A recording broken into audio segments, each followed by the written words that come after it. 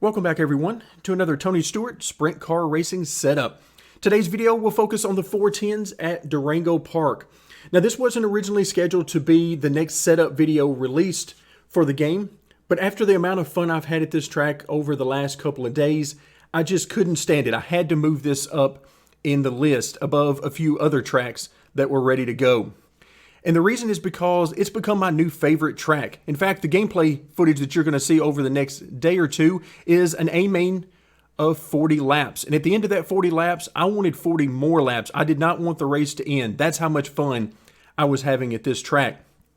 And one of the biggest appeals of this particular track for me is that it's a larger version of the Chili Bowl. It's 4/10 of a mile and it's indoors and it gives off very strong Chili Bowl vibes. So I can't wait to get to the setup. So let's hop to it. We'll begin our setup discussion with the shock values. And as from previous videos, you can see that I'm using fairly low values here, 4s and 5s across the board, as opposed to 8s or 9s, which would give you much quicker transitions. I prefer a little bit slower transition, a little bit more feel out of the car, and I feel like the lower numbers, a little bit lower numbers, give me exactly that feel. So if you're looking for quicker transitions out of the car, then by all means raise these numbers and you will get just that. Moving on to the weight settings, maximum left side weight, 38.5% on the front weight, which has worked out really well. Now the front weight is useful if you feel like the car is unstable or it's way too loose on entry, then try bumping this up to 39% or higher and see if that doesn't stabilize the car some for you, and definitely tighten it up. Cross weight at 54%, which has become my favorite value. It's the value I start with, and then after trying some different values, both increased or decreased, really 54 to 55% has become my favorite because it really helps me to control the rotation of the car based on how I drive. My preference is particularly for a track like Durango Park, which has very little to no banking. I really like to trail brake the car into the corner while using a combination of the brake and the gas to really steer the car and get it where I need to on the track, and the high cross weight value allows me to do that really well. Moving on to your heights, front and rear. The front is a ½ inch higher than the rear, and that is simply to help me with corner exit. It'll help me to get that rear grip on corner exit and not spin the tires quite so much and scrub off speed doing that. So if you find that the car is too tight on corner exit for you, try dropping this down closer to the rear tube height or increasing the rear tube height, and that should help you get a little bit better turn on exit. Torsion bar diameters, nothing really new here.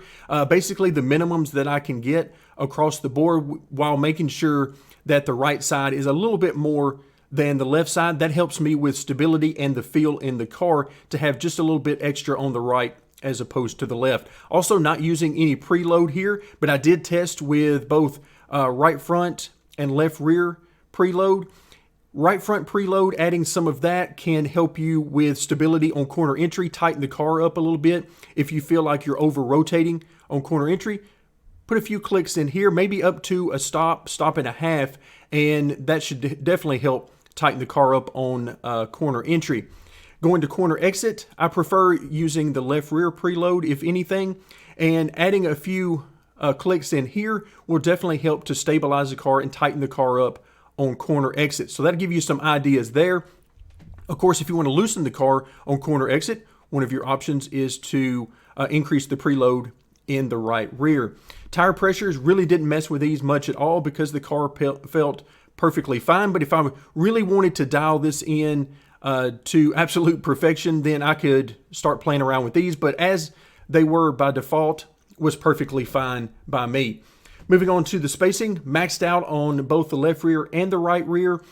If you're finding that the car doesn't rotate as much as you would prefer, lower this left rear spacing number, and that will loosen the car up overall. On the right rear side of things, if you decrease the right rear, of course, we're maxed out right now at 19 inches. But if you lower this number, that's going to tighten the car up and slow down the rotation of the car. So keep that in mind. You've got plenty of adjustability here beyond the numbers that I'm using, which are maxed out on both sides. Moving on to the brake bias. This is because I rely so heavily on the brakes and a combination of the brake and the gas to really guide the car more than the steering wheel itself. The brake bias is crucial for me, and 55% was really the perfect number.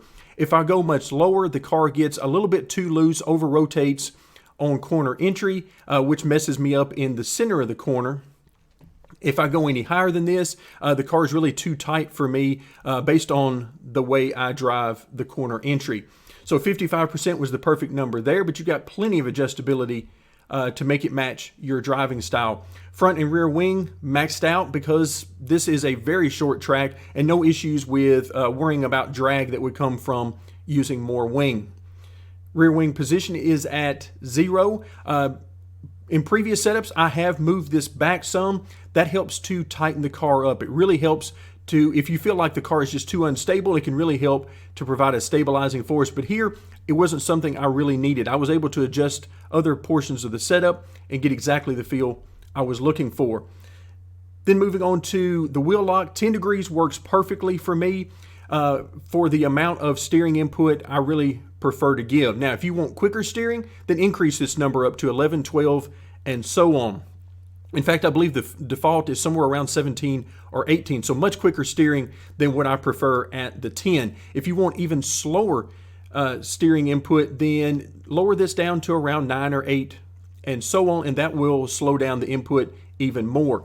Steering offset is very much a personal preference thing. 1.25 works really well for me based on the Stagger number. This is generally how I work the steering offset, is to pair it up with the Stagger. The more Stagger that I end up using, the more steering offset I'm probably going to end up using. But again, it all depends on how much to the right you want to turn and how often you want to be turning to the right as to how much steering offset you use. But again, 1.25 works fine. I've gone up to 1.5. It also worked fine, and I've used much lower, down around 0.5, 0.25. They also work just fine. Again, it's all depending on the steering angle you prefer to use. Then moving on to the Stagger. The more Stagger you use, the harder that the car is going to pull in the corner. So essentially, more Stagger makes the car rotate better. This is the quickest and easiest adjustment you can use to adjust the amount of rotation in the car. So as I mentioned back over on the crossweight I use to control the rotation, not the overall rotation. I use the Stagger for that. Usually anywhere from 15 to 17 inches is about perfect for me for the way I drive the car. There are certainly higher numbers that you can use, but I haven't found that it really helps me to be any faster, and it really changes the feel that I have. So if you increase this number up to 17.5, 18 or more, then that's going to increase the rotation in the car, going to make the car pull harder as you go through the corner. If you reduce this number to 16, 15, and below, it's going to tighten the car up. The car won't want to rotate as much, so keep that in mind. Rear end ratio, really didn't play around with this a whole lot. I found a number that worked well for me and stuck with it. 5.2 was that number, but there's plenty of adjustability there. Again, just depending on how you drive the car and how much you use the throttle input to drive it. So that's going to do it for today. Hopefully this will help you in setting up your own car. And stay tuned for more Tony Stewart Sprint Car Racing.